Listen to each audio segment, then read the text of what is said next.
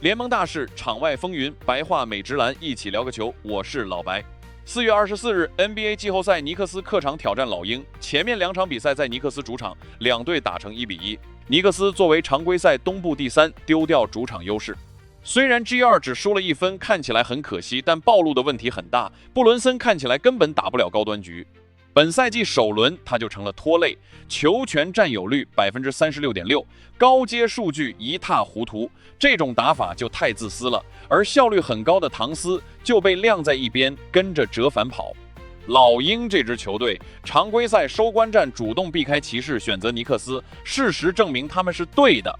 麦克勒姆季后赛场均29分，杰伦约翰逊场均20分，奥孔武和亚历山大沃克表现也都不错。关键库明加也从替补席挺身而出，得分点很多，冲击力极强。根据美媒 B2 计算，老鹰晋级概率已经升至 32.6%。而老鹰和尼克斯这场 G3 最后比分109-108，老鹰主场险胜，系列赛2-1领先。表面看，这是一场最后时刻才分胜负的球，真往下拆，这场球其实从第1节就把主线摆出来了。老鹰在用更多点的冲击和转换去撕裂尼克斯，尼克斯则一直在布伦森持球，唐斯看着其他人跟着补的怪节奏里打球。CJ 最后用中投完成反超，库明加最后用抢断把比赛锁死，这一攻一防，直接把老鹰这一晚的比赛定下基调。所以看到库明加在老鹰大展身手，我很好奇科尔这时候在想什么。那么尼克斯明明是常规赛东部第3，为什么打到这一场，场面却越来越像老鹰，更知道自己要干什么？库明加为什么会成为这场最致命的 X 因素？替补上来就把尼克斯的防线冲得七零八落。还有最关键的一点，唐斯效率这么高，尼克斯为什么越到关键时刻球越回不到他手里？其实比赛一开场，尼克斯先由布伦森打对抗上篮，阿努诺比也能把3分续上，账面看着不差。可老鹰很快就把节奏抢走了，杰伦约翰逊和戴森丹尼尔斯先从内外2层一起发力，库明加也跟着开始往禁区里切。库明加第1节那几球特别典型，一球是弱侧空切吃饼，防守人刚把眼睛移到持球人那边，他已经从底线往篮下钻，接球直接起，后面又有外线接球3分，防守人退半步他就直接罚。你可以很明显看出来，老鹰今天不是让库明加上来凑轮换的，他一上场就是带冲击任务的。第1节打完，老鹰33-21领先，库明加单节就拿了10分，比赛味道已经有点不对了。而库明加第1节的每一球都在斯尼克斯防线的宝点，他拿球以后不太拖，看到前面是错位就直接往里顶，看到对手收得深就外线抬手。尼克斯这边的问题在于侧翼资源看着不少，可轮转一旦慢半拍，库明加这种身体天赋级别的锋线打你就是一拍的事。尤其在替补阶段，尼克斯那层协防强度一掉，库明加拿球以后根本不需要复杂动作，第1步压进去，第2步直接起，回合就结束了。这个点一打开，老鹰替补段的冲击力一下就出来了。第2节，唐斯开始给回应，他最像核心的一段其实就在布伦森不在的时间，接球以后不拖，禁区里能直接起，顺下和篮下终结也干脆，带着克拉克森和麦克布莱德那段，尼克斯其实是能稳住的。可问题也很快出来了，唐斯一旦下去，布伦森一回来，比赛又变成了布伦森的比赛。这一节中段，麦克勒姆和奥孔武2个人火力一开，再加上杰伦约翰逊造杀伤，分差又被拉到18分。你说布伦森是拖累，话可以重一点也可以轻一点，但至少从这场内容看，他确实没有把尼克斯带进更顺的节奏。唐斯效率高，终结也硬，结果球权和回合主导权却总被切走。尼克斯打着打着就越来越像2套体系在抢球。这场球尼克斯最别扭的地方其实就体现在这里，唐斯效率高，低位和篮下都能打，前板也抢得凶，布伦森的持球占比却还是很高。结果就是唐斯很多时候像在做折返跑，真正把球拿到舒服位置的回合并不连续。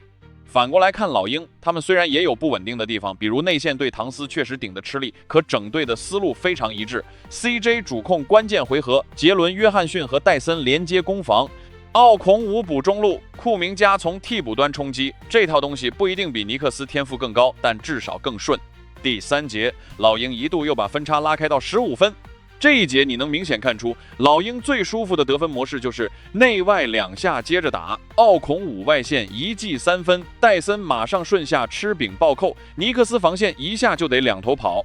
等你再往里缩，亚历山大·沃克外线又来，后半段库明加和戴森又联手打出小高潮，老鹰3节打完88-80领先。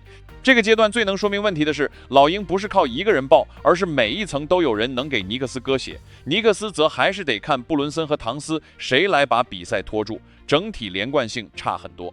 第4节真正让库明加身价狠狠干上去的就是前半段那2球。库明加拿球以后，面对收缩的防线没有停，第一拍先往中路压，把第一层协防人逼得后退；第2拍直接杀进3个人中间，在身体对抗里把球放进。紧接着下一回合，他又是飞身补篮。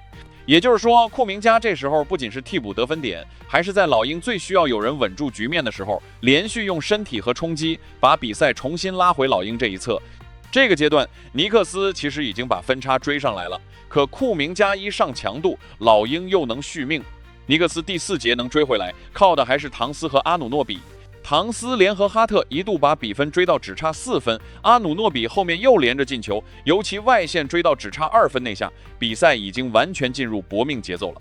可你往下看就会发现，尼克斯越到关键时刻，球越容易回到布伦森手里，唐斯反而越来越像在边上等。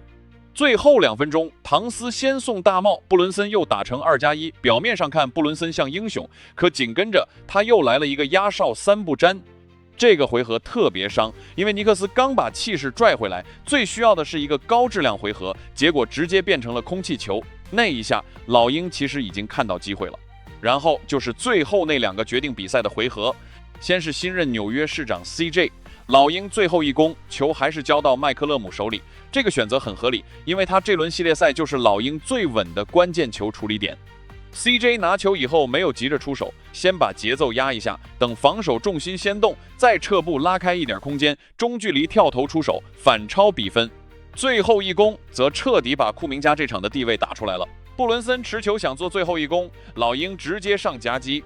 布伦森持球往底线走的时候，奥孔古先把身体压上去，目的很明确，就是先把他的突破路线掐死，把人往边线和底线那一侧赶。这个时候，库明加没有第一时间乱扑，而是随后补到位，专门去封布伦森从身后把球再回到外线的那条线。这个回合最难受的地方就在这儿，他不是单纯被2个人围住，而是进的路没了，退的路也没了。最后布伦森只能勉强把球从人锋里往禁区送，可接球的人第一下没拿稳，球直接漏出来，库明加顺势上去完成抢断，比赛也就在这里彻底结束了。不得不说，在勇士被诟病球商不高的库明加，居然在比赛的关键阶段连防守判断都在升级。最后这次防守收口，补位时机，封传球路线，顺势完成抢断，一套下来相当清醒，真是把冲击力强这几个字变成了真正能决定比赛的一防。连续2场，库明加一直全力以赴，最重要的事情是他真正做到了专注于防守，这样下去他不愁没有上场时间和大合同。所以这场球打完，最值得下的判断其实有2个。第一，库明加真是老鹰从勇士那边捡来的宝。这场他替补28分27秒，14投9中，3分4中2，拿21分4篮板1抢断1盖帽。前2场加起来已经接近40分，都是在比赛最要劲的时候干出来的。关键他不只是得分，最后还能上夹击、抢断、换防，功能性太强了。而库明加之所以是 X 因素，因为他的冲击方式正好狠狠干中了尼克斯替补段和侧翼轮转的软点。但在勇士，科尔竟然真的不让库明加上场，是不是有点大错特错了呢？第二，尼克斯现在最大的麻烦确实就是布伦森这一点。唐斯效率高，篮板猛，对老鹰内线压力也大，布伦森却没把全队带得更顺，最后关键球处理也出问题。你要说尼克斯没有资源吗？并不是。阿努诺比、布里奇斯、哈特、唐斯攻防资源都不差，可资源多不代表自动变成体系。现在这支尼克斯最怪的地方就是看着人多，结果到关键回合还总是回到布伦森自己来，一旦处理不好，前面唐斯那些高效回合就容易被浪费。但唐斯关键时刻拿不到球，不是因为他没打好，而是尼克斯还是默认让布伦森去接管最后回合。所以整场比赛打完，老鹰更像知道自己要干什么，因为回合分工更清楚的那个球队。尼克斯资源更多，但关键回合主次关系混乱。系列赛打到2-1，主动权已经到老鹰手里了。如果尼克斯下一场还处理不好布伦森和唐斯的回合分配，这轮系列赛真要往下课上那个方向去了。